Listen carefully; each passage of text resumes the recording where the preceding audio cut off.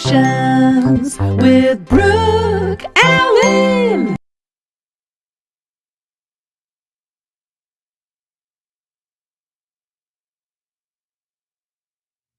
Hey, good morning. Thank you for joining us. This is Caffeinated Conversations with Brooke Allen. This is season 2. I actually had to ask Ben what episode this is. This is season 2, episode 14. We are just rocking and rolling. Thank you so much for being with us. A little bit of a late start, and let me tell you why, because I was camping all weekend. Oh my gosh. It was like Arctic cold, and I was with Daisy, my daughter. She's in Scouts, so I hit the trails with her, literally. And it was fun. And I know we're talking a lot about Valentine's and stuff, but we're so focused on relationships. But this last weekend, it really dawned on me that it's important to focus on a relationship with our kids too. And I had so much fun. I was wearing 4 layers. I fell down in the snow, walked across a frozen lake, which was terrifying to me. I would much rather jump out of a plane any day of the week than do that. But yeah, it was so much fun. And although she didn't really talk to me all weekend, she's 13, I would wave to her as she passed me by, but I was like, hey, Days. And she's like, yep, don't talk to me. But I was just so glad to be there. And I was also so glad to be home. And actually take a shower after 2 days. So, oh my God. But yeah, we're a little bit late because I'm getting acclimated to being in civilization again. So thank you so much for being with us, of course. I've been all about Valentine's Day because we have our After Dark Galentine's edition. That is coming up Wednesday, 6 to 9, right here at the Imagine Palladium in Birmingham. I'm super excited, of course. Carrie Craywick will be with us that night as well, but I've been kind of throwing out random questions on social media. Hi, Carrie. Hey. Thank you for being with us. Of course. Thank you for wearing pink. So everyone is about relationships. And I don't have a Valentine except for my kids. I'll say that. But what do you do if you don't have a Valentine, so to speak, or a date, and you want to kind of do that self-care thing? What do you do? Oh, I love that question. I think just like you were saying, there's all kinds of important relationships, the ones with our partners, the ones with our parents, the ones with our children. But you're right. The relationship with yourself is also one that should be rewarded and taken care of. And so, I think there's lots of ways you could demonstrate love for yourself. Do you like being with yourself? And like that would be, I don't know if there's any escape for that. Yeah, well, but some people, you would be surprised, right? Some people are extremely uncomfortable being with themselves. So they have to keep moving, right? Yeah, keep moving, or they make plans, or they just, have to be somewhere doing something, or else they Always feel busy. very lonely or dissatisfied. So, finding ways to just generate that like esteem and for yourself. What are some things you're grateful for about yourself or your experience? Do you have like positive, affectionate thoughts about yourself? Well, I know that we've talked so many times before, and you're going to be here after dark. Thank you so much for that. Yeah. So I think the whole idea of, we hear it all the time, right? The gratitude journals, and it's like, go ahead, write it down. But it makes a difference. I've actually been doing that, and it has made a difference. Yeah. And it's like, oh, you know what? I am thankful for this, and I'm not so bad either. But it's the affirmation. Yes, the affirmation and gratitude. The science of gratitude is so important too, that it's not just being thankful for things that are very obvious. Sometimes it's the being thankful for something that's not so obvious. I'm really glad this experience happened to me because I learned this about myself, or I learned that I have these preferences, or maybe talk about like, right, you go on a bad date or something and it's like, oh, this is horrible, or start over, or break up, or whatever. It's like, well, what can I be thankful for in this disappointing moment? Does a lot more for our mood than just being thankful when things are positive. Okay, so you mentioned a bad date, and I was thinking about this in the Arctic cold this weekend. I was thinking, if you have a first bad date, do you just cut your losses, or do you try again, or how do you know when to say, you know what, this is just not happening? Gosh, I think it's a probably a preference thing, but I do think that especially now in the sort of like online dating age, people aren't very comfortable with kind of going back to the same well. If it's a bad date, they just see ya. Right. And to me, I think it would be a great benefit to all of us socially if maybe people could give each other a couple of tries, because it's very hard. People are anxious, uncomfortable, distracted, and like that maybe sometimes with a little bit more time, you would have a positive feeling or you would have a positive experience and kind of work out some of those kinks. At the same time, there's maybe some intuition. I mean, sometimes it could be just really a gut feeling like this is not the person for me, and that might be okay. Right. Too. So kind of follow your intuition. Okay, so this is something I read late last night, that happy people attract people. So explain that to me. Happy people attract people. Yeah. I mean, I think there's probably a lot of subtle things. I haven't seen that study necessarily, but I mean, certainly smiling, being outgoing, talking to people. I mean, sometimes I think, like you said, with intuition is like there's like sort of an energy or a vibe, right, that people gravitate towards. So I heard a quote that actually goes along with this that is really good. It says there's two types of people in the world, thermometers and thermostats. So thermometers change when the temperature of the room changes, but thermostats control the temperature of the room. Okay. So what kind of person do you want to be? Do you want to be a temperature or a thermostat? We should want to be a thermostat. We should want to Okay, that's what I was thinking. Yeah, Good, I got that one right. Yeah, right. A warm person is going to sort of make the room feel warmer. Okay. And everyone feels better. So that probably speaks to what you're saying, right? Right, so the energy. The energy. Right, it's all about the energy. And, so people, the online dating, you mentioned that, and then also, meeting people through connections. What if you don't want to go on a blind date? Sure. I mean, absolutely. I mean, I would love this, and I know I don't know what the science is in terms of like the success rates of how relationships start. I mean, right now, so many of them are starting with online dating. From what I can see with my patients, is that many of them are unsuccessful because it's this very like disposable way of dating. Like I said, it's like buying clothes on Amazon or something. You just like get one, return it, get one, return. Well, right, because there's so many choices. There's so many right? choices. So you can move on. You can move on, and there's always a sense too that maybe there's something out there better for me. And so I think that's something where like with coming from a connection where maybe you're more motivated to get to know someone, or you have some, I don't want to say like obligation, but like you have some. You kind of want to be on your best behavior and if a mutual friend, right? And you want to trust that friend has your best interest, and put some time and effort into it. That maybe you also go in, with a little more motivation yourself. Okay, so let's talk about this real quick. Let's talk about elderly people dating. And I know that everyone craves a relationship, and no matter how old you are, and everyone should have a relationship, right? So, for all of those who are in assisted living or, because I know sometimes you have to get permission from the family if they want to have a relationship. But I mean, what is your thoughts on that? Yeah, I love this question. Certainly, I mean, part of living a healthy life is having important relationships. And so often one of our most important relationships are our romantic relationships. And like you said, that is important across our lifetime. I mean, even from a longevity standpoint, people live longer. Right. When they have a supportive, person in their life. And so it's a good thing. So I think it can be uncomfortable being the child of an aging dating person, probably just like it was uncomfortable for our parents when we started to date too. It all comes around. It all comes around, and like that kind of balance between everything that you would consider as a parent when your child is dating, your safety, how are they protecting themselves? Is there a potential, of course, with the aging population, could they be taken advantage of or taken advantage of financially? That's a big thing, right? Yeah. I mean, because if you're actually in a assisted living facility or and you hear that your mom or dad are like seeing somebody, but it's like, okay, are they able to? Yeah. Right? Do they have Alzheimer's or dementia, or do they know do they want to do this? Right. So, I mean, I think having that open relationship now as a child of a person, my mom is a widow, like, you might be like, some people would say a sense of betrayal, or feel like my dad is being forgotten or something like that. And so people would have to cope with those feelings but understand, and maybe even just allowing it would give you the time to sort of recognize there's like a space in a person's life for like an open heart across their lifetime, and that it doesn't have to necessarily feel like a betrayal. But if you were the child and you were like having a hard time with it, then you limit your ability to be open with your parent. Then they can't even tell you what's going on, and then you don't have the opportunity to tell them how to be safe. So it's really better for you and your parent if you can challenge yourself to be open. Okay, this is awkward, but I'm going to say it anyway. Yeah. So the idea of, sometimes it's not about sex. Sometimes it's just about companionship. Sure. Right? And everyone deserves that as well. Yeah. 100%.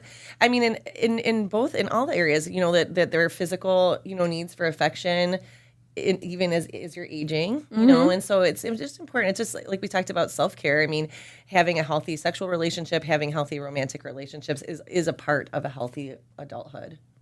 Well, thank you so much, Carrie. Thank you. Okay, so Carrie is going to be back on Wednesday for After Dark. And so we, all last week I was putting questions out there on social media and everything. So if you have any questions, right? So what is the biggest relationship question people ask you? What is it? Do I know that this is working, or how do I know that this is working, and how do I know if it's worth it? Oh. Yeah, like, so people put a lot of things, well, it's not worth it. This, It's too much work. it's too much work. Yeah. So those are the things that come up. How do I know if it's worth it, or yeah. So how do you know? Well, I think that's a personal choice. I mean, for one, we live in a culture where people tend to fear hard things. But that hard things doesn't necessarily mean bad things. I mean, maybe sometimes super, super hard. Again, you should follow your intuition. Wait, Right. Should it be this hard? But I think often we're sort of making things. It's like that instant gratification. Yes, right? absolutely. But that it's like hard is okay, and so Too hard is not too hard okay, is not right? okay, and when it but gets hard to be like a chore. Yeah, of- we can do things, but absolutely, like, do you want to be around this person? Do you think about their best interest? Do you miss them when you're not around them? Exactly. Do you miss them when you're not around them? Those kinds of things are gonna like sort of answer that question, right? But I mean, it's like if you want to get away from them, then I think that tells you all you need to know. Probably not working. It's not working. It's not working. And just go.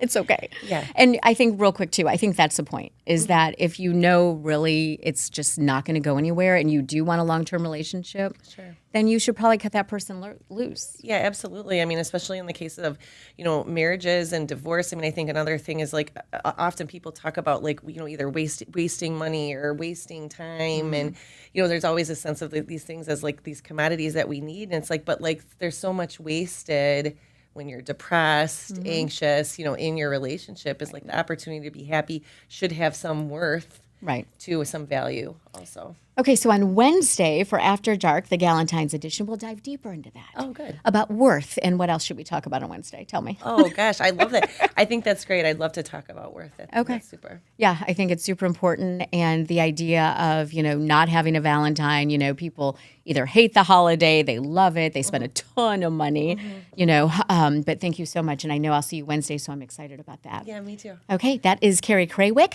She is from the Birmingham Maple Clinic, and we will see her Wednesday at the Galentine's edition. Well, we often talk about what women do to improve themselves, but what can men do? Sometimes it involves an injection. Let's watch. Okay, so we've been talking about injectables, but there's one that we have not mentioned, and this one is actually for the men. Yes. All right, so tell me what it is. So men, we have something for you too. We do TRT here. We've been offering that now for at least the last 6 months. Same concept, you would come in, we inject you weekly.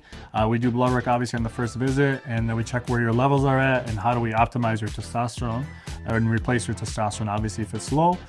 This has been something that we've been working on for a while and thinking about doing, and now we're rolling it out. The men that get it are very happy.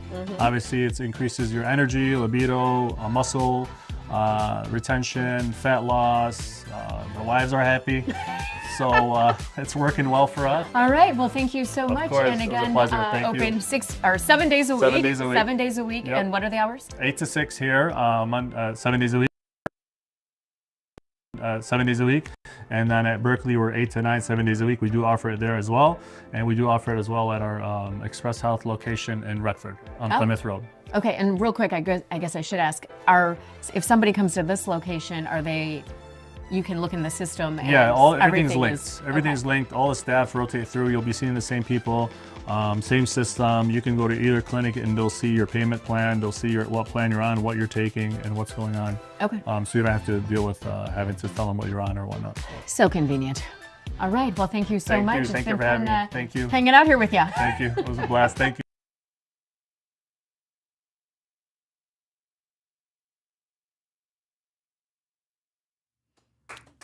And Express Urgent Care and Medical Weight Loss Center, they are open 7 days a week, so go check them out. Okay, so Jeanette Schneider is here. She is the president of RE/MAX of Southeastern Michigan. And Jeanette, this is crazy. Valentine's Day is Friday, but people are actually trading engagement rings in for kind of mortgages, right? They are. It's kind of an interesting dynamic, and it's really on the increase. Like last year, there was 555,000 incidents in home sales where it was not a married couple, but two individuals coming together to buy a home together. Really? Okay, so if you're thinking about doing that, I mean, if you're not married, it kind of changes the dynamic of owning a home together, doesn't it? Well, it does, and there's a lot of things that you want to keep in mind because you want to protect yourself. I know we all go into relationships. We were just, with maybe good intentions and all of that, but you want to protect yourself. And I think there's a lot of steps along the way to do that. First is you really should be very open between the two parties involved. If there's any warts in your background, you're talking about finances? Yeah, credit hiccups, maybe debt that you haven't yet disclosed, it's going to come out when you sit down in front of a mortgage, representative. Right, when they pull that credit report, yes, right? And so it's better to have those conversations probably in private, instead of blindsiding somebody at the desk. I mean, but be honest about that. And maybe there's been lessons learned, but I mean, we need to talk about that. Right. The other thing you want to make sure that you're doing is, in essence, have a prenup for buying the house. Okay, so what is... Basically, you want to go to a real estate attorney, and you want to make sure that you're having something drawn up about to answer some of these what ifs. Maybe right now you're both earning relatively the same amount of money. Maybe you're both going to contribute. You're going to split pretty much everything 50-50. Or maybe not. I mean, maybe somebody's making a lot more, and you want to acknowledge in an agreement, similar to you would any other, like a business partnership or anything like that, that while we like each other and everything is really good, let's talk about some what ifs. What if somebody gets a big promotion and that changes the financial makeup of the relationship? What if somebody gets a job offer out of state? Oh, yeah. How are we going to do this? Even things like, how are we going to divvy this up? Are we truly 50-50 on everything? Well, so let's talk about like a down payment, right? Because I know that I've heard some horror stories where people are like, well, that's my house. I put the down payment down. But then the other person is like, but I made the mortgage payment. Exactly. Right. And that's exactly it. I mean, you're talking down payment, you're talking mortgage, you're talking taxes, you're talking, insurance, utilities, you're talking repairs. We all know if you own a house, there's a lot that comes with it. And yeah, somebody putting 3 or even 10% down can easily get trumped by somebody making a year's worth of house payments. And so you want to have all of this articulated up front, the what ifs. The other thing to think about is what if, unfortunately, somebody becomes incapacitated or dies. Okay. Because now it's not just the relationship that, what's going to happen to the house. Right. And a lot of that has to do with how is it titled and things of that nature. But now you've got family members. Yes. And you could have parents or other people that have very definitive views on what they think they should happen to, their loved one's stake in this home. Right. And you really want that all spelled out. If this happens, here's what our intentions are. So who spells that out? Is that a real estate attorney? Is that in your will? Or yes. How does that work? Yes to all above. Yes to all above. I mean, definitely you want that spelled out, in the forehand. Here's how we're planning to divvy expenses in the event that something traumatic happens. Here's what we want. You should double down and have that in a will or a trust. Okay. Just so there's no uncertainty as to what was intended by the parties involved in this. And then the other thing is to consider how you want the home titled. I was just going to say, because title is crazy. It is crazy. And it's not the sexy part of buying a house, right? I mean, this is not what anybody talks about. Like, they talk is about, there a hot tub in that bathroom? Exactly, yeah. What features does the house have? Down payment. Heated garage. Yeah, all of that stuff is what we talk about. Nobody says, honey, I was really thinking title. No, let's talk. Yeah, let's nobody talk about nobody that. thinks that. Let's talk about a clear title. Yes, exactly. And there's really 3 ways that you can have a home titled. Okay. The one would be like sole ownership. Typically in a scenario like this, that's not likely because you have 2 parties coming. It could. I mean, if there's something in one party's legal background that makes just keeping you off of a title serves other purposes. Because that does happen, right? It does happen. I mean, it could happen. It's not right. the most likely. So then it really comes down to joint tenancy or tenants in common. Joint tenancy has more to do with we're going into this and it's going to kind of acknowledge this is equal. If you die, it automatically assumes I'm going to have survivorship rights. And the family can't say anything about that. I mean, they probably could try, but it's going to, I mean, if you've done everything else right, if you've done the pre-work on the kind of the prenup, the cohabitation agreement, right. and you've put it in wills and trusts, and you have it titled that way, everything speaks to this is what you wanted. What if it's just in the title? it can be fought. It probably can be fought. I mean, I'm certainly no No, I know, lawyer, right. type of a thing. I mean, it would certainly help to have it all places. Title is going to be a big deal, but I always say it's kind of at this point it's a triple-legged stool. Okay. You want all three to say the same thing. So if at some point in time maybe you originally had it titled sole ownership, let's say, something changed and now both parties can be on, fixed will, fixed cohabitation agreement, across the board. get everything to line up. The other tenants in common. Now, tenants in common is a little bit more where you can articulate that maybe parties are coming in with different ownership stakes. That's going to be the plus side to this. Okay. 75, 25. Oh, okay. So percentages. You can kind of do percentages. You can say, you're bringing this, I'm bringing I this. own the bathroom. You own the everything else. Or like, remember what was it with the Brady Bunch? You put the line down, you can't come on this side of it because this is my side of the house. mine. So, I mean, that's the plus side. The downside is if a party dies in that, you don't automatically have survivorship rights. Oh. So again, something to talk about to an attorney because titling is an important aspect, but it's not the only aspect. But it is something that you really do want to have a discussion around. Okay, and so I'm assuming too, I mean, I don't know how often people do this, but they should maybe actually let their family know, even if they don't have the will, but say, hey, we're buying this house together. This is what we're going to do. Like voice it at least, right? Exactly. Kind of like you were going to do as maybe the couple involved in buying the house and laying cards on the table. Right. Right? And then you'd have to do all of that with family cards on the table. But you do want to do that with family and say, hey, look, this is how we've structured this. And we've got legal documents that back this up. But I wanted you, they're like mom and dad, I wanted you to hear this from me. Right. Your siblings, whatever it would be. So if anything happens, you know what our wishes were, you know what my wishes were, and this is okay with me, this is what I wanted. It would be good to get that out there. Okay, so now let's flip it around. Let's flip it around to maybe older parents, like elderly parents falling in love and buying a home together. And now the kids are upset because they're like, well, wait a minute, that was like my inheritance. What are you doing? Oh, and that happens. It does, right? Yeah, it does happen. And again, I mean, conversations can solve not all problems, but it can certainly solve some. Okay. So if you do have an older parent, and I know we were just talking about them falling in love and finding someone, and a lot of times the older children are coming from that protection mode, right? I don't want my mom or dad to be taken advantage of, right. And it's good to have that radar up, but not everybody's coming gunning, gunning for your parents, to do bad. But it is something you want to talk about, with your parent, and maybe ideally, consider, going along to the attorney's office and, hearing, because sometimes we all do it when we're in love. We know, common sense goes out the window, right?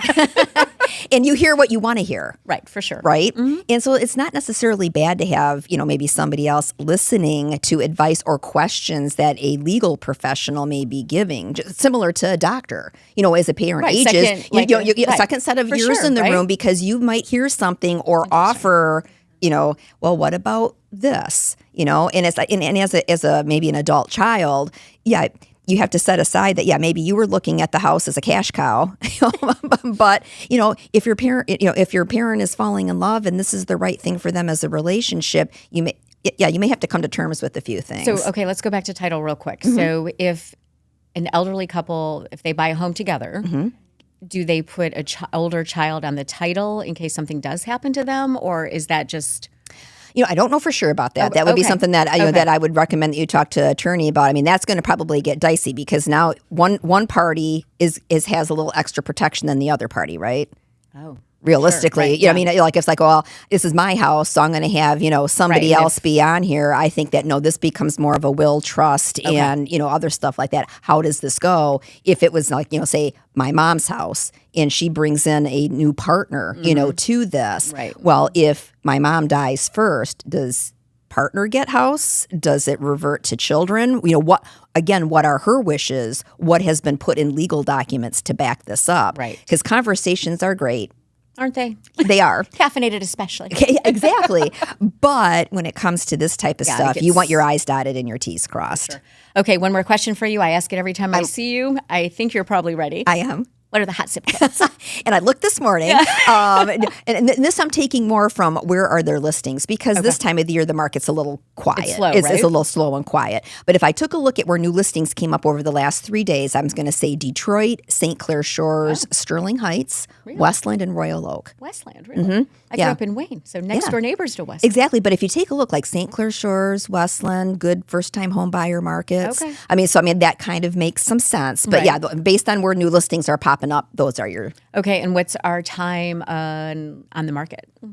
Right now, we're a little under 30 days in most markets. Some markets are starting to creep into the mid-30s. Okay. But for the most part, we're still seeing homes sell in 30 days, which from a historical perspective is fantastic. That is awesome. Yeah. Well, thank you, Jeanette. It's always a pleasure to see you. Thank you so much for coming. And so I guess the big thing is if you're giving a house key instead of an engagement ring, have a lawyer involved. Yes, I know it's not sexy, It but is not it is sexy the, at it is all, the right but thing it to is do. the right thing and the reality, Yeah, right? it is. You want to protect yourself. All right. Well, thank you so much. I'll check back with you. Hot zip codes, when do those change? Every 30 days or? It depends on what you want to do. Realistically, every 30 days is, especially this time of the year because late March, because here's the funny thing. After the Super Bowl is when typically people start thinking more about spring buying and selling. Really? It's amazing. Phones are really quiet in January typically. As soon as the Super Bowl is done, it's like, okay, well, we're done with the winter season. Right. It's time to start thinking ahead. And so business starts to pick up. So I would say, in 30 days, I'm sure we'll start to see a little bit more activity coming. Okay. Well, that's an interesting fun fact. Yeah, it is. It is. Thank you so much. And again, that is Jeanette Schneider from RE/MAX, President of RE/MAX, Southeastern Michigan. Thank you, Jeanette. You're welcome. So each month here at Caffeinated Conversations, we highlight a nonprofit as our caffeinated act of kindness. And last month it was It's a Grand Life. And this month it is Samaritas. And it is awkward because I forgot to throw to the video. So I'm just going to have Jenny come on in. Thank you. And I apologize for that. So yes, let's give her a big hand, shall we? And I'm going to take a drink of my coffee. Thank you. So you are from Samaritas. Yeah. And give me your official title. I am a property manager of a 45-unit senior citizen affordable living property. In Detroit, right? Yes. Okay.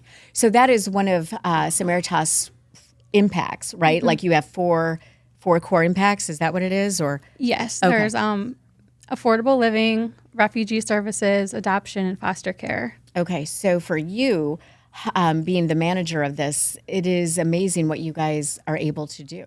Yes, we provide a safe, affordable home for senior citizens that are on a low income. So all of our residents pay 30% of their income for rent, and they have a beautiful place to live. And it's kind of a community, right? It is. We all of our residents, we all know each other by name. We all greet each other. That's awesome. There's a lot of community spaces, and we bring in the community. We bring in, people from the outside to interact with the residents, make an impact on them, and give offer them services yes, too, right? Yes. Okay. So what? How are the waiting lists? It's bad, right? Yeah, we have over 100 people on our waiting list right now, and every day I get calls for people that are looking for housing. So I'm always sending out applications or trying to refer, if they don't qualify for our housing. But yeah, there's a huge need for affordable living in the area. And is Samaritas working on other properties? Yes, I think actually they're opening a place in Spring Lake near Muskegon right now. Oh, but they're okay. always looking to develop new properties. And you guys too, I think, I love this, putting compassion into action. Yes, it's a very compassionate community. We all look out for each other, and That is amazing. And then, so Samaritas opened, 90? it's been It's been over 90 years, right? Yeah. So you guys do so much, and especially, you mentioned foster children. We talked about that last week with Kelly, and then this week with affordable housing. And so when you hear 30% of income, and that can be hard, can you kind of explain how that works? Because I know some people, I'm horrible at math. So tell me what that would be. Sure. So when we have an applicant apply, we take all of their income and assets, we put it all into the computer, and if they make like $1,000 a month, they're going to pay around $300 in rent. And at our property, that includes all utilities except for electric, but they do get a discount on that from us. But yeah, everyone can afford to live there because they pay a portion of their income as rent. Everyone has a different rent amount. Okay, so that varies. And then The waiting list is how long, you said? It's at least 2 years right now. It is. At our property alone. Okay, and you have 45? 45 units. Okay. And I know there's big plans to build more units, right? Yes. So if you had, if somebody was really struggling and needed affordable housing, what kind of helpful tips do you have for them? I would recommend they go on MISHA. There's a Michigan Housing Locator search option. You can search by what area you want to desire to live in. You could also call HUD, which is the Housing Department of Housing and Urban Development. They can give you a list of places you will qualify for. If I was looking for affordable housing, I would get on every waiting list I could. Okay, and just so- see what comes And up. just see what comes up Yeah. first. So when you hear when I hear, oh, it's 2 years, I mean, that seems like forever. Yeah, it's very discouraging So for a lot of people. Right. That's why, we do need more affordable housing in Detroit and all over the state of Michigan. So you mentioned that it's kind of like a community for you, and everyone knows each other's names and stuff. Are there other activities that go on? And Yeah. Well, we have a community garden, which is a big residents love to garden. They share their vegetables and fruits with the other residents, herbs. I love that. Yeah, we also have partnerships with the community. We have churches that come in and they love bingo. We do bingo. We do different health topics. We give information, educational opportunities. We also have a service coordinator that she is here to help the residents remain independent. She gives resources, helps them with things to stay in their home as long as possible. So with your unit, and what do you see as far as, do families come and visit the elderly? Are you seeing a lot of interaction? Yeah, we have some residents have more support than others, but we do have a lot of families that come in and visit their parents or grandparents, and they're able to rent out our community room and have their own private functions. Oh, so like birthday parties and stuff. Yeah. Oh, that's nice. Yeah, we just had a birthday party. A resident turned 75, and her granddaughter actually brought in a hibachi chef, and he cooked. Nice. Like on a Blackstone. Really? And they all dressed in different wear, and they had a Right. great time. Oh, see, that is Yeah. awesome. Yeah, it's So nice all- to see. Yeah. Yeah. Everyone laughing. Was there cake? Tell me there was cake. Oh yeah, always. That is awesome. Okay, so your advice is for everyone, if you need affordable housing but the waiting lists are long, to get on every waiting list you can. Yeah, I would, especially if there's no application fee like at Samaritas. At my property, there is not. Okay. So So there's there is no- an application fee. There's not. sometimes. Yeah, sometimes there is. Oh, yeah. okay. But yeah, if they can just get on every list and see what comes up and see if that's where they're comfortable being. And I know our residents, they stay as long as possible. They don't move. So that's It's like why. that's why the waiting list Yes, is so long. yeah, they but that don't speaks move. volumes Yeah. about the facility and the housing. Yeah, right? it's a nice place to live. Okay, so if somebody wanted to find out more information about Samaritas Mm-hmm. and everything you guys do, what's the website? They can go to samaritas.org and they can give us a call, and we're always happy to share information. And I'm sure you're always looking for volunteers, right? Always, yes. Okay. And if somebody were interested in volunteering, what could they expect? There's actually a volunteer button on the website, and they can say what programs they're interested in volunteering in, and we have volunteers come and we help get the gardens ready, do activities with the residents. We have different groups that come in that love volunteering, and they speak highly of our residents and property. Oh, so there's a lot of opportunities. Yes. Awesome. Thank you Okay. so Thank you much. for So, having okay, me. give me the website one more time. It's samaritas.org. That's easy. Thank you so Okay, much. Okay. thank you. All right. Thank you. And again, thank you. See, you're getting applause. Okay. So often we hear about emergency phone calls. I know that when I was anchoring at WWJ, there was a lot of, we had stories all the time of accidental poisonings and kids overdosing accidentally. And there are, of course, the poison control hotline number. But Denise Kolakowski, she is here, and we're going to bring her in right now. She is actually from the Michigan Poison and Drug Information Center at Wayne State University School of Medicine. But your title is, tell me what your title is. Poison Center Educator. Okay, so what is that? Tell me. So the Poison Center Educator, we have Poison Center educators that work at all of the poison centers throughout the U.S. There's 55 poison centers. And what we do is we do education outreach throughout the state to raise awareness about poisonings and the instances of poisonings and different information surrounding poisonings. Okay, so I know when people call, what are the number? It's household, right? As far as ingesting household, like what is it? It can be various things. So we get calls from homes. The majority of the calls that we get are going to be from a home. In fact, over 90% of the calls that we get are going to be from somebody's residence. However, we do get a lot of calls from healthcare organizations as well, hospitals, and this could be that somebody has perhaps overdosed, or they've been sickened to an extent that they need to be hospitalized now for that poisoning. Okay. And so the poison control centers, I mean, they take these phone calls, and then when you make that phone call, what happens? So when somebody calls the poison center, they're going to speak to a specialist in poison information. And our specialists in poison information are nurses, pharmacists, and physicians. So that's first off. And then they sit for certification examinations after several years. So there's a lot that goes into this. So a lot of training.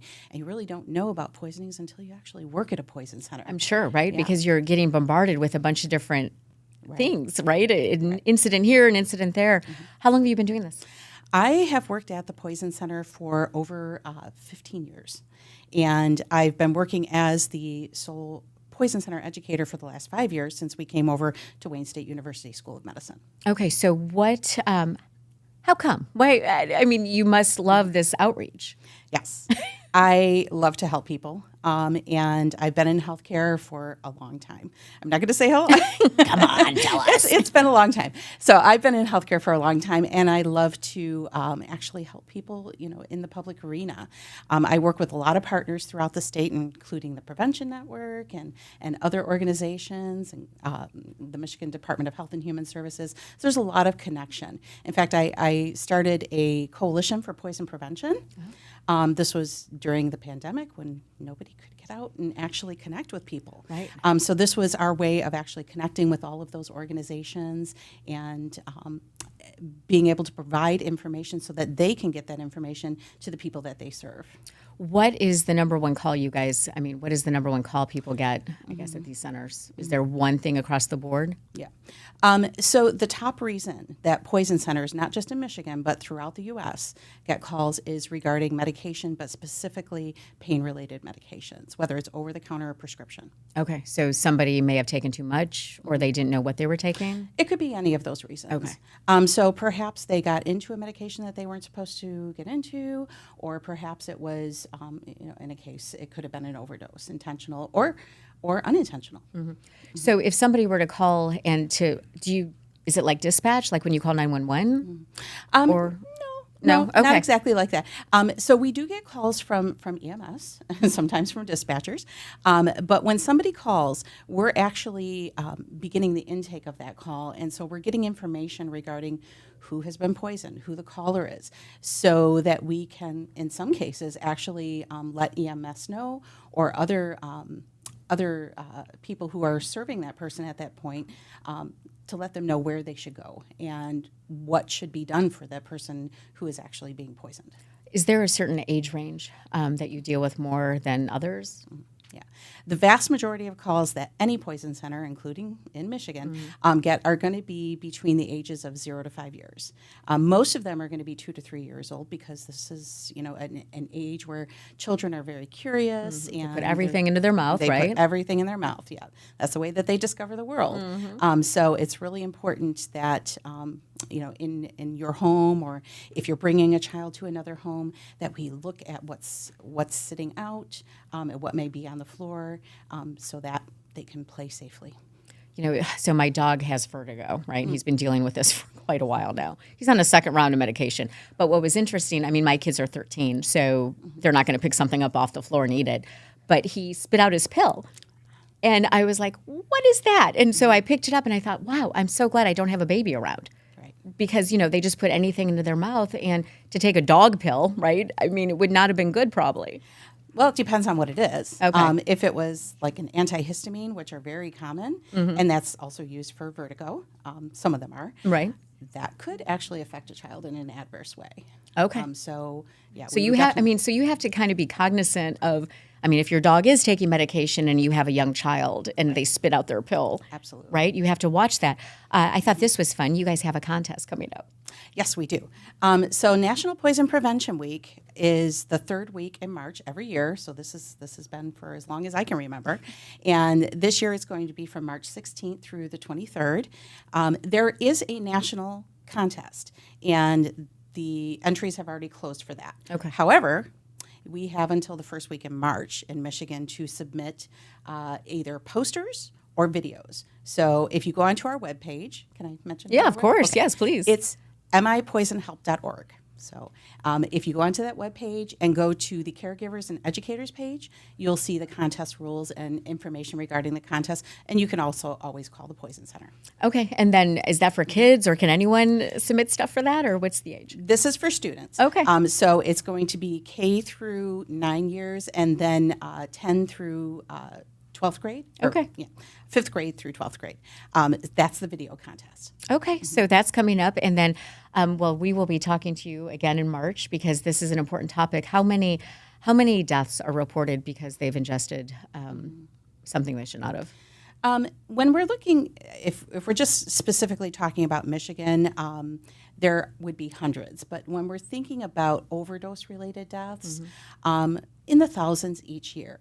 But that doesn't really speak to all of the poisonings that we're looking at, because there's many more poisonings that land up being very severe and can actually lead to permanent situations for a person who has been poisoned, depending on what the substance is. Okay, so that is something that we really need to be cognizant of. Absolutely. And on the website, you guys have like what to watch out for, or a list of items that should be locked up, or Yes. Okay.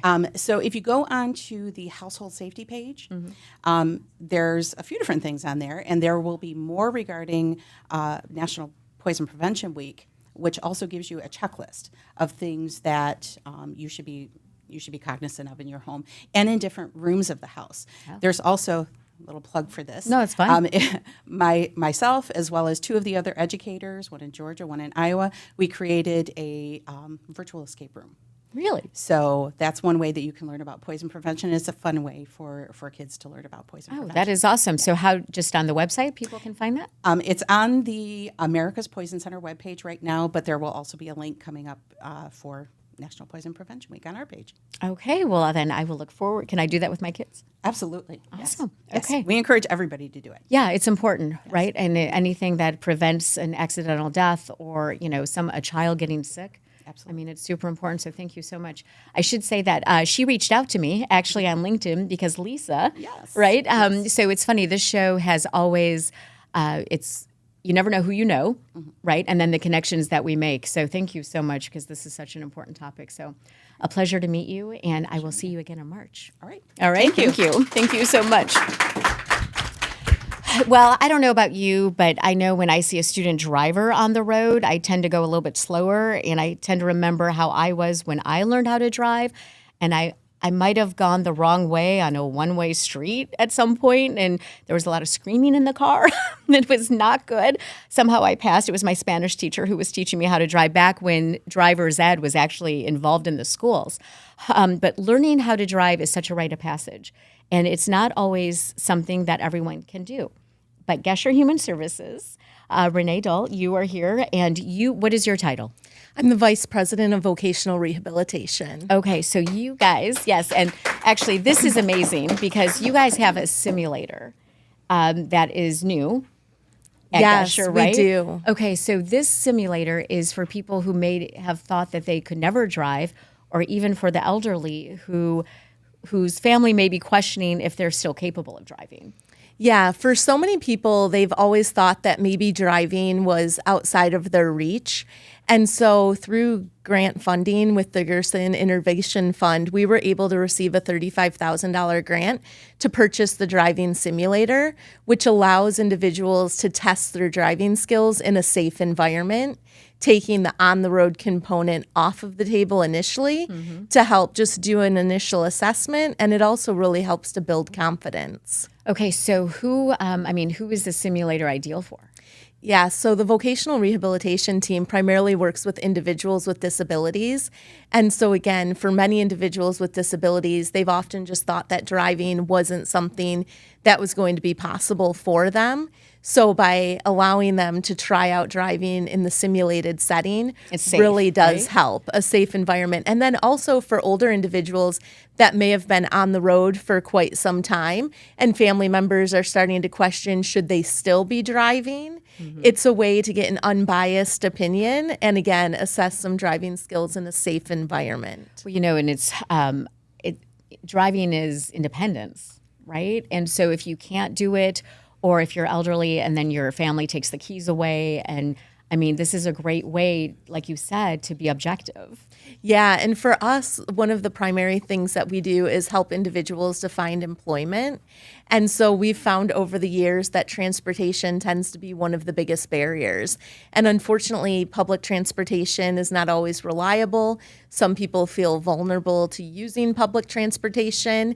And we've just seen statewide, time and time again, public transportation leaving the people we serve stranded. And so we thought, how can we try to contribute to at least help build independence for those that driving may be within their reach? And this simulator already in action. Yes, Right? it's already So in it- action and showing great results. Yeah, and so I read a report to where somebody who, I think it was a woman, who it was just I'm not gonna say it right, but it was something about the mirrors. Yeah, so there was some visual deficits. And so the simulator is testing like your reaction speed, your cognition, your memory, as well as your visual span. Okay. And so for this individual, seeing these deficits in the peripheral vision was evident through the simulation. And then that's something that can be corrected through a larger rear view mirror, additional mirrors on the side. So with adaptive technology, again, driving can be within the reach when we know what the barriers are or what the deficits are that the person might be facing. Oh, that is so awesome. So I know that to do this, there is a fee. Yeah, so we have a $325 fee for participating in the evaluation. And then also we do have limited scholarships available for people that might have a financial disadvantage. So they should reach out and we can definitely provide some scholarships as well. And there's a report generated. Yeah, so the driving simulation generates a very detailed report. So they get results of every drive that they've completed with all of their reaction speeds, any infractions they may have They encountered. get a ticket? And then they get a detailed report with recommendations for what the next best step might be. Well, that might give people independence that may never have thought that they could. Yeah, for people who thought driving was something that was outside of their reach, it really can be a confidence booster and really enhance independence. Okay, so reservations or how long does this take, this process? So the actual simulation takes about 2 hours. Oh, okay. And so it's not too time consuming. And people can reach out, through email or through our website. GesherHumanServices.mi.org or ardell@geshermi.org. And you can either put an inquiry through the website, which will get funneled to me, or reach out to me directly. And then we can definitely get you behind the wheel. That is so exciting. I love that. And the whole idea of, so they make a reservation, set up a time with you? Yes. Right? Okay. And can family come to? Typically, we prefer does that that- the simulation be performed independently just so that there's not added pressure or stress Backseat of an drivers. audience watching. But definitely the report gives all of the details. Okay. So once you've completed the simulation, being able to take that report, talk to your family, talk to your physicians, and then decide what is the next best step for you individually. That is awesome. And the whole idea, too, that there is help available. I mean, this test is $325? Yeah, so Okay. really a nominal fee considering the amount of information you're able to obtain. For sure. But there is help available for that as well. Yeah, scholarships are available. All right, awesome. Thank you. I had really wanted to come and check that out. I just thought it was so interesting as far as what this process will be. So I'm still going to try to do that Yeah, because we I think it's welcome you important. to come Thank get you. behind the wheel. Yeah. Absolutely. And for people, I really think that is something for people who may not have ever thought that they could get behind the wheel to at least try this and to have that report to maybe enlighten them and see what they might need. Yeah, absolutely. Yeah, so awesome. So that website, one more time, is? It's geshermi.org. Okay, thank you so much, Yeah. Renee. And again, that is Renee from Gesher. Thank you. Check out that driving simulator. It is so awesome.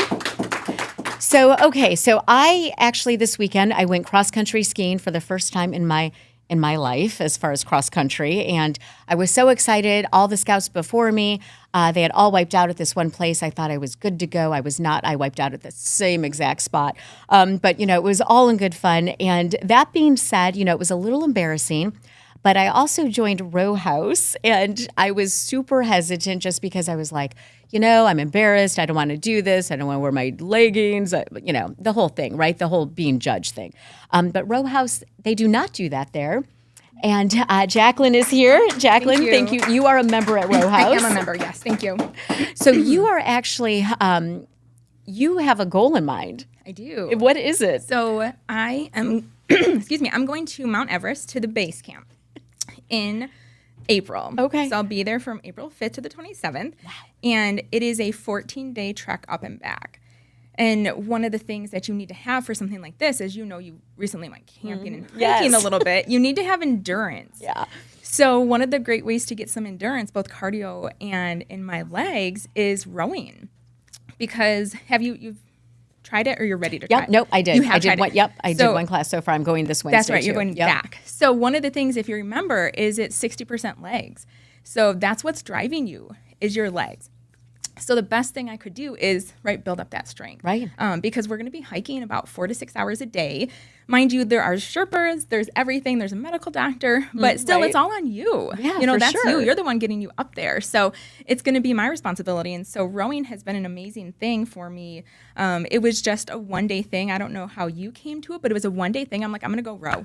Really? I'm just going to do it. And I bought the package. I didn't even do they do offer a free class, which is amazing. Right. Your first class is free. Yes. I was just like, that's okay. Let me just buy it.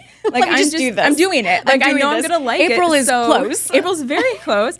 So yeah, I just bought it, and I've been a unlimited member ever since. Okay. And how long have you been doing this? So just over a year and a half. I'm almost at 2 years now. Okay. And I've loved it. I've made friends from it. My boyfriend comes with me now. We're actually doing a half marathon a week from Saturday. Row House has their half marathon. Yeah, that's so cool. And all the stuff they do. this will be my third one, and the first one he's doing, and he's kind of pushed me to it because I was like, I don't know, I'm very busy, right? Right. We were talking about how that. hard Yes. it is to get there. Yes. Once you're there, it's so much it's fun. amazing. There's The loud coaches. music. It's dark. Yes. Nobody can see you. That's it. And you're just kind of I don't know about you, but when I'm there, I just kind of everything gets blocked out. Yes. I'm just focused on my stroke and staying in swing with the class. Yes. And Staying in so- swing, yes. which I keep saying, am I in sync? No, I'm not. I start again. Do it again. Do it again. And that's such bad that rhythm. honestly is the hardest part. Is it? Okay. Is That's staying what in Kate swing. said That too. is the hardest part.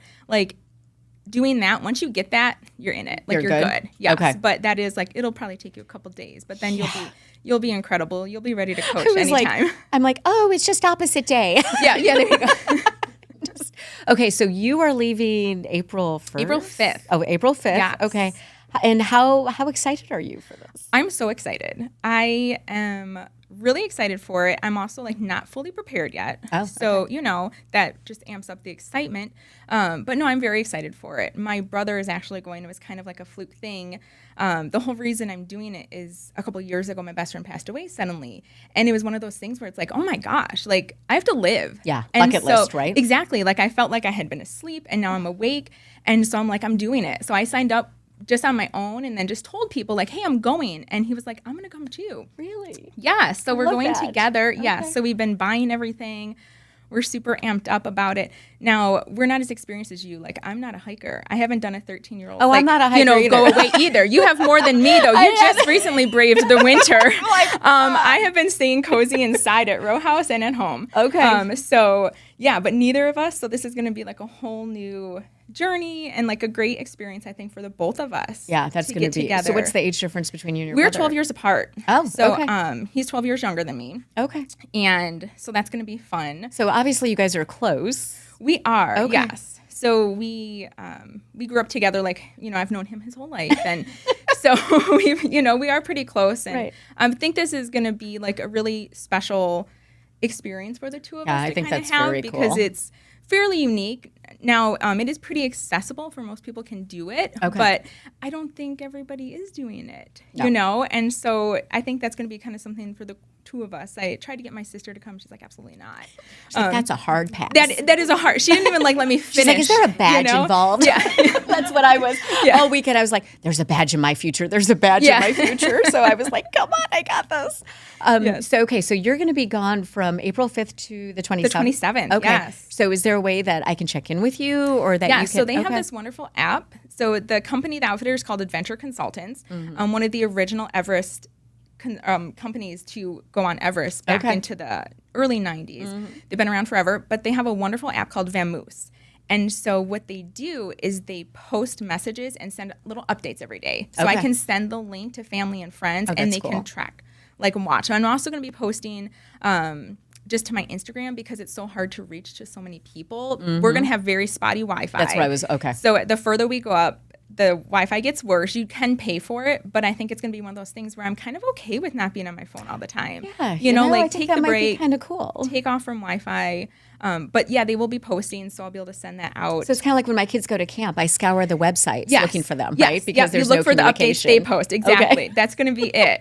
Yes. All right, well, add me to your list. Absolutely. Okay, and then I take so at Row House, I take the 9:30 Wednesday morning. Okay, wonderful. So it's the women only. I love that. And Kate's the instructor. Isn't she great? She's great. She's fabulous. And when I say that the music is loud and the lights go down and it's just that moment of you're just able, I did have my phone near me, but I was trying not to look at it. But the whole idea of you're just in the zone. That's exactly it. Like you can just really focus and be you, and you're not competing against anybody because, right, it's like one boat. Yep. So we're all working together and you're just doing your best in that to pull your weight, basically. One boat, baby. Yeah, that's exactly it. Row across the Golden Gate Bridge. Yeah, you right? can. And the app is so awesome. And I was going to say, if you have the app, you can track how far you've gone. They send you those nice little update emails, which is my favorite part. Right. I don't know if you've seen it yet. I have. In fact, I might need you to explain something to me. Yeah, I can definitely do that. Okay, can you break down the times? I 100% can. Okay, awesome. Those are my favorite stats to look at. Well, good luck to you. This is so exciting. Brooke. I should say too that your boyfriend, he was supposed to be here today. He couldn't make it. Couldn't come. But you guys actually do this together. We do. And that's kind of cool for Valentine's Day. I'm like, hey, let's go work out together. Well, that's exactly it. And it's just a fun experience. There's a lot of couples on the Tuesday night class if you ever make it. Okay. But I'll be by myself. But that's the other thing is that it's also, so there's a lot of couples in that one, but then there's a lot of others we've pulled in. Oh, we're like, come join us. Maybe you'll meet somebody. Come to the dark side. Exactly. Come row. Come row. Come row. You never know who you'll meet. You just never know who's going to be in your boat. So. Somebody like overboard. Yeah. That is awesome. And I should say too that Jake from Row House, this is we're going to have raffles at After Dark, and this is a 10 class pack that is going to be raffled off on Wednesday. Prize. So I'm super excited about that. So big thank you to Jake for doing that for us. And you ever go to the Wednesday class or no?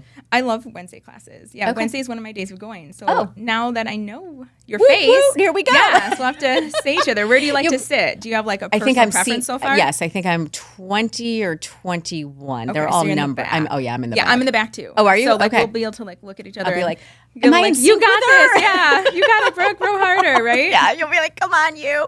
That is so awesome. Exactly. Thank you. Okay, well then I will see you Wednesday, hopefully. Yes, I look forward to it. All right, thank you so again. much. And good luck to you. I'm kidding. Yeah, that is so awesome.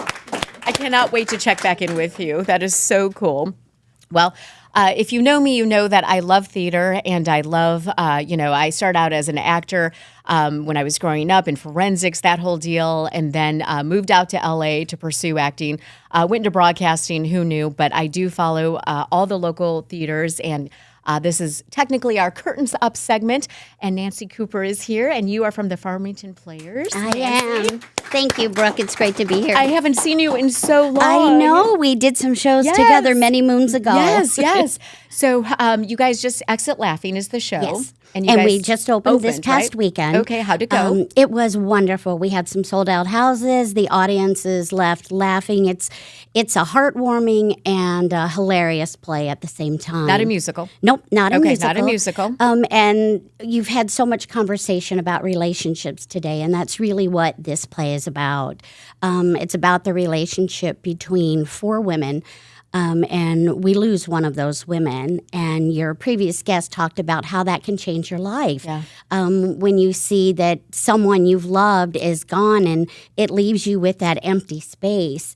And these are ladies who are in their 50s, their early 60s, and have a lot of life that they've led, but there's still so much more ahead. And don't cheat yourself. And that's the message that gets left behind from the friend that passes is get your bucket list out. Mm-hmm. Take a look at it. Do those things. Don't cheat yourself. Live your life. Eat that cookie. You know, buy Drink that coffee, by that golly. dress, you know. Exactly. Try those things. Jump out of that plane, Brooke, you know. that. Yeah, it's Take that hike and fall down. But don't ever cheat yourself because, you know, my character has a daughter. And in the show, she's a young woman who's just starting her life. And she gets the opportunity to see, hey, you know, life is not over for my mom. Mm-hmm. You know, she can still go on. There's things to do and a lot of life ahead of you. Just don't cheat yourself. So there's 4 women in this. Oh, well, there's 4, but one is in an urn. Oh. And she shows up for bridge night in an unusual way. And the show does get a little spicy because you get a couple women together who've lived life, and there's a lot to talk about. Oh, I'm sure. Is there alcohol involved in this? Always. And, you know, it's not just about the best cupcakes or the best brownies, but it's about how things went with your husband and what if you're no longer married and can you find another person to love? And those conversations can get crazy involving women and a little bit of scotch. So I love that. So the show is PG-13. Okay, I was going to ask. Okay, yeah, PG-13. we do have a lot of fun. Okay, and so you open this weekend, so 2 more weekends. Yes. Okay, and how sold out? Any shows? Yes, especially on Sundays, right? Yeah, those matinees go very quickly, but it's amazing. Winter in Michigan, we know, can be very gray and very glum.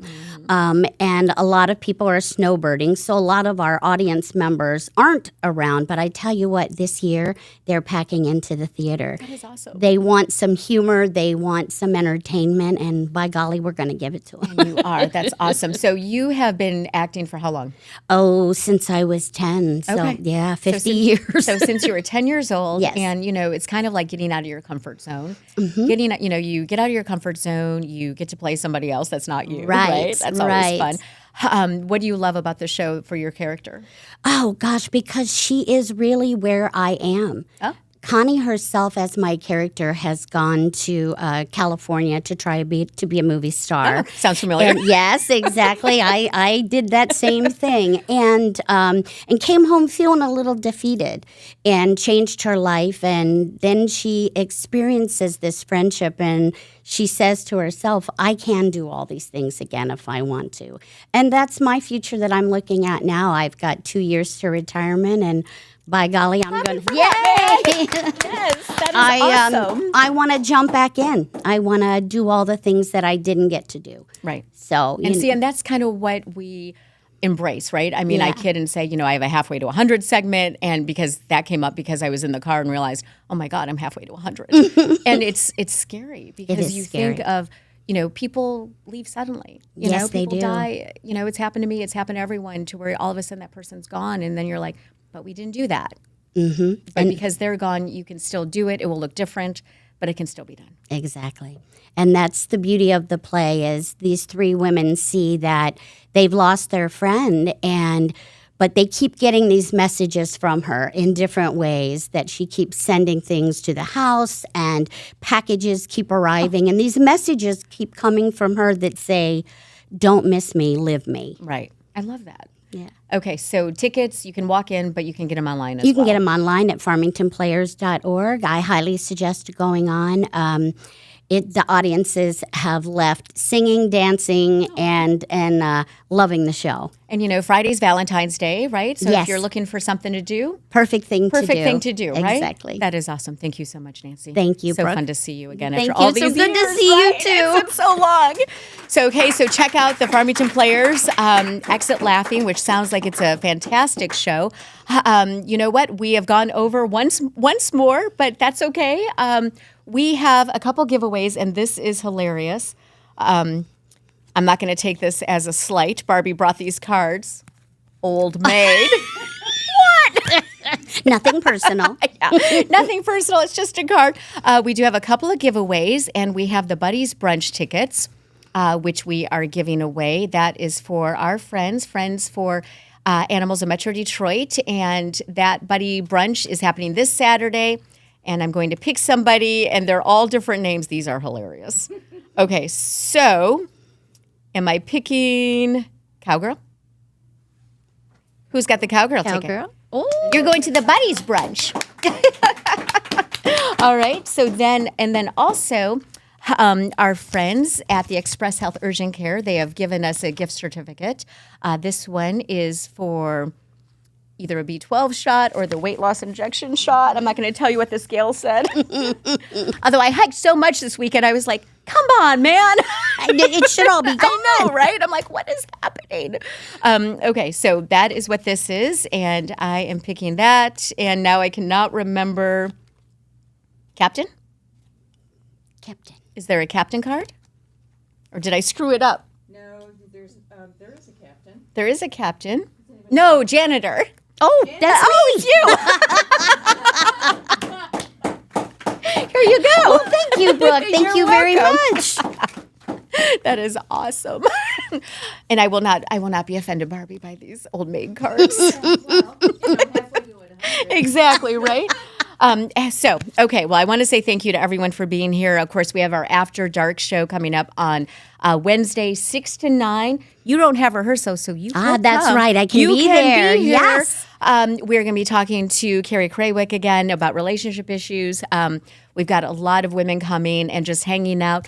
Your first glass of wine is on me. Oh. So love that, right? And Love then that. There's going to be goodie bags and just, it's all really about the great conversation. And that's what we're all about here, right? Exactly. So big thank you to Jason. He wasn't feeling well. I'm glad to see him again. Liz, she was here. She had to leave early. She's moving. So she's like, I got to carry some big furniture today. And of course, Ben on the cameras and Barbie. Happy belated birthday, Barbie. Thank you so much for being here always. And thank you to all of you for hanging out with us on a Monday. We appreciate it. And at 11:09, I'm going to say keep the coffee hot. We'll see you next week. Next week, Melissa Coulier will be here in studio with us. So join us. Okay, we'll see you next week. Thank you so much.